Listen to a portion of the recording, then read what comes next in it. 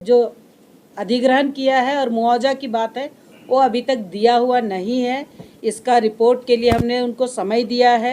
हमने इतना कहा है कि जब तक आयोग में सुनवाई चल रही है और जो दस्तावेज आयोग ने डिमांड किया है, मांगा है सुनवाई के समय, उस समय अगर इस दस्तावेज को पूरा नहीं दिया जाता है तब तक, और आयोग में जब तक सुनवाई हो रही है तब तक किसी तरह का कोई निर्माण कार्य ना करे।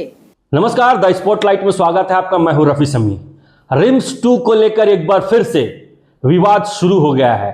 जी हां, इस बार किसी राजनीतिक पार्टी ने नहीं, इस बार वहां के ग्रामीण या स्थानीय नहीं, बल्कि इस बार राष्ट्रीय अनुसूचित आयोग ने साफ कहा है कि रिम्स 2 का निर्माण तब तक नहीं हो जब तक आयोग में सुनवाई हो रही है। दरअसल आयोग की सदस्य आशा लकड़ा ने प्रेस कॉन्फ्रेंस करके साफ कहा है कि आयोग में जिस तरह से सुनवाई की जाती है, कुल 15 मामले आयोग के समक्ष आए, जिसमें 2 इंपॉर्टेंट मामला था, उसमें एक रिम्स 2 का भी मामला था। उन पर ये आवेदन दिया गया है आयोग में कि रिम्स 2 का जो निर्माण हो रहा है वहाँ के रैयत, ग्रामीण, स्थानीय नाराज हैं, उनकी जमीन ली जा रही है जो कि खेतीहारी जमीन है और ऐसे में वो जमीन देने को तैयार नहीं है। कहीं ना कहीं आपने सुना होगा और देखा कई बार कि रिम्स 2 के निर्माण को लेकर के कई विवाद सामने आए। जो स्थानीय हैं, जो ग्रामीण हैं, जो वहाँ खेती बाड़ी करते हैं, वो मैदान में उतर करके जमकर रिम्स 2 के निर्माण का विरोध करते नजर आए। लाठियां चली, डंडे चले,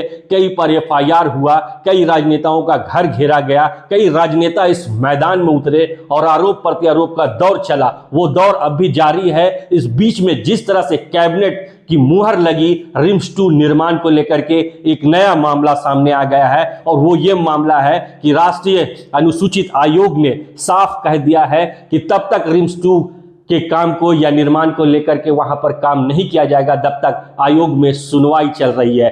क्या कुछ इस बाबत कहा है आयोग की सदस्य आशा लकड़ा ने, आप खुद सुने। केस आज हमने लिया था और विशेष रूप से 2 केस प्रमुख थे जिसको हमने बहुत गंभीरता से लिया है।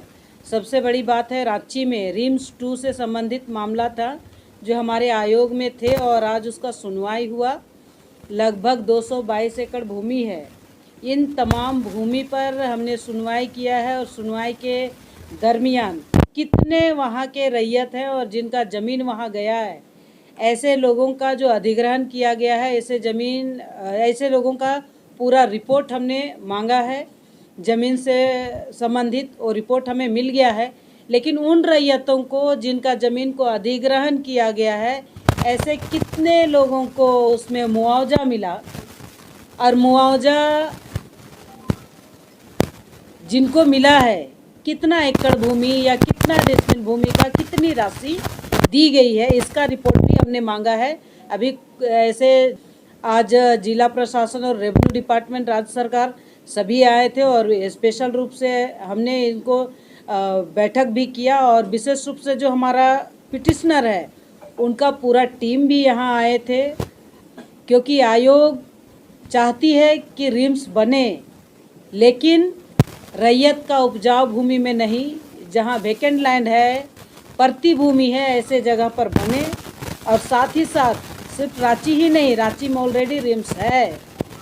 आप सिमडेगा की ओर देख लीजिए, पूर्वी सिंहभूम, पश्चिमी सिंहभूम, खूंटी एरिया है, बहुत सारे जनजाति समुदाय के लोग और वहाँ दूर ग्रामीण क्षेत्रों में रहने वाले समस्त समाज का लोग प्रभावित है। सबको रांची आना पड़ता है। अगर उस शायद अगर आप चिन्हित करेंगे तो ऐसा लगता है कि वहाँ बन सकता है। उसी तरह से गुमला से आपका चैनपुर, आपका डुमरी, ऐसे अगर उधर सुदूर ग्रामीण क्षेत्रों में देखिए तो आज भी वहाँ आने जाने के लिए एम्बुलेंस का अभाव है, डॉक्टरों का अभाव है, गायनोकोलॉजिस्ट का अभाव है।